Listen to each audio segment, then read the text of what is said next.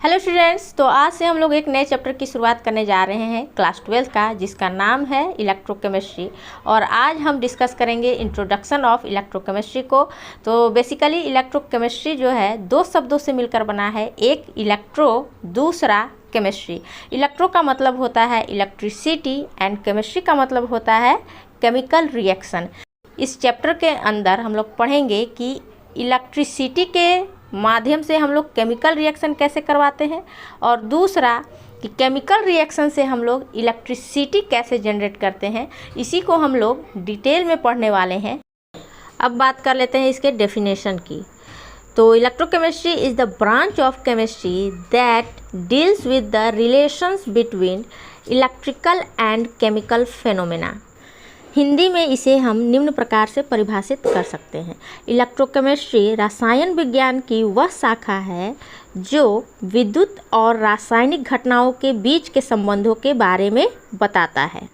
अब इलेक्ट्रोकेमिस्ट्री के अंदर ये रिलेशन हम लोग दो तरीक़ों से पढ़ने वाले हैं। पहला, certain chemical reactions can create electricity, and दूसरा, electricity can make certain chemical reactions. इन चीज़ों को समझने से पहले हमें कुछ बेसिक टर्म्स को जानना बहुत ज़रूरी है, और वो बेसिक टर्म्स क्या है आइए देखते हैं। सबसे पहले हम सीखेंगे कि इलेक्ट्रिसिटी होता क्या है। तो movement of electron is called electricity. तो हम कह सकते हैं कि इलेक्ट्रॉन के मूवमेंट से ही इलेक्ट्रिसिटी क्रिएट हो जाता है। इलेक्ट्रॉन का मूवमेंट बैटरी के अंदर, लाइट बल्ब के अंदर और वायर के थ्रू इलेक्ट्रॉनों का मूवमेंट होता है। And chemical reaction also going to involve movement of electrons. अब इलेक्ट्रोकेमिस्ट्री के अंदर जब भी हम लोग बात करेंगे केमिकल रिएक्शन की, तो वहाँ पे जो केमिकल रिएक्शन होगा वो रिडॉक्स रिएक्शन होगा। अब ये रिडॉक्स रिएक्शन होता क्या है उसे भी समझ लेते हैं। The reaction in which oxidation and reduction reactions occur simultaneously are called redox reactions. अर्थात वह अभिक्रिया जहाँ ऑक्सीडेशन और रिडक्शन दोनों साथ साथ होता है, वैसी अभिक्रिया को रिडॉक्स अभिक्रिया कहा जाता है। ऑक्सीडेशन में लॉस ऑफ इलेक्ट्रॉन होता है या फिर इंक्रीज इन ऑक्सीडेशन नंबर होता है।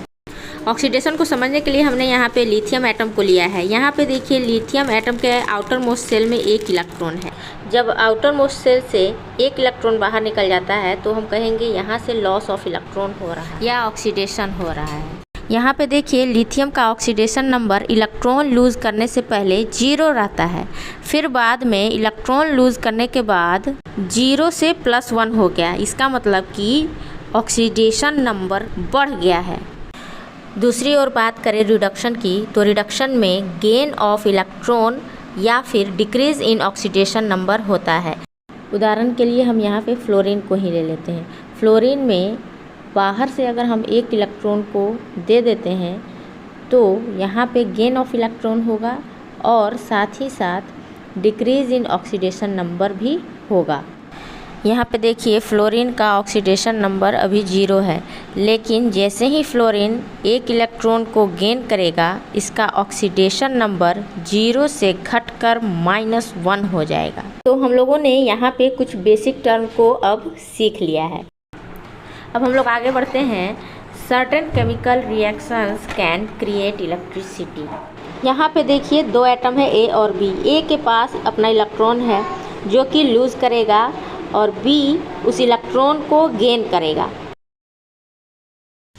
तो हम कह सकते हैं कि यहाँ पे ए के ऊपर ऑक्सीडेशन हो रहा है और बी के ऊपर रिडक्शन हो रहा है, यानी यहाँ पे रिडॉक्स रिएक्शन हो रहा है, क्योंकि ए ने यहाँ पे अपना इलेक्ट्रॉन को लूज़ किया है और बी ने उसी इलेक्ट्रॉन को गेन किया है।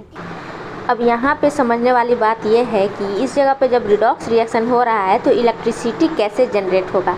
तो देखिए यहाँ पे जब ए और बी को जब सेपरेट करके वायर के थ्रू जोड़ दिया जाता है तब इलेक्ट्रॉन का फ्लो उस वायर के थ्रू होने लगता है, और हम जानते ही हैं कि फ़्लो ऑफ इलेक्ट्रॉन इलेक्ट्रिसिटी को जनरेट करता है, और ये पूरी प्रोसेस स्पॉन्टेनियस होता है। अब ये स्पॉन्टेनियस क्या होता है कि वैसा प्रोसेस जो नेचुरली होता है, मतलब हमें उस प्रोसेस को करवाने के लिए हमें एक्सटर्नल सोर्स अप्लाई करने की ज़रूरत नहीं पड़ती है, वो खुद से ही हो रहा है नेचुरली, ठीक है।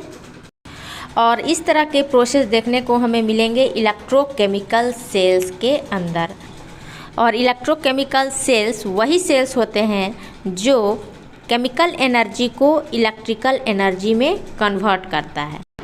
इलेक्ट्रोकेमिकल सेल्स के अंदर हम लोग गैल्वेनिक सेल या फिर वोल्टेइक सेल को आगे के क्लास में हम लोग इसे डिटेल में पढ़ने वाले हैं। फिलहाल अभी हम लोग चलते हैं अपने नेक्स्ट पॉइंट की ओर। Now next point is electricity can make certain chemical reactions. It means कि इलेक्ट्रिसिटी के माध्यम से रासायनिक अभिक्रिया होती है और ये जो प्रोसेस है नॉन स्पॉन्टेनियस होगा। नॉन स्पॉन्टेनियस कहने का मतलब कि ये नेचुरली नहीं होगा, इसके लिए हमें एक्सटर्नल सोर्स की आवश्यकता होगी, तब जाके ये रिएक्शन होगा। अब यहाँ पे देखिए दो एटम है C और D। अब इसमें क्या होता है कि C इलेक्ट्रॉन को देना नहीं चाहता है और D इलेक्ट्रॉन को लेना नहीं चाहता है।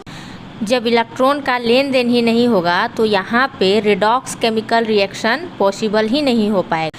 तब ऐसी स्थिति में नॉन स्पॉन्टेनियस केमिकल रिएक्शन करवाने की आवश्यकता पड़ती है, जिसके लिए हमें एक्सटर्नल सोर्स ऑफ एनर्जी की ज़रूरत पड़ती है।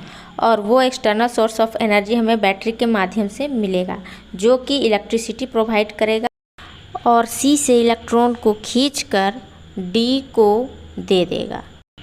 इस तरह एक्सटर्नल सोर्स अप्लाई करके रिडॉक्स रिएक्शन की प्रक्रिया यहाँ पर कराई जाती है, जो कि यह एक नॉन स्पॉन्टेनियस रिएक्शन होगा।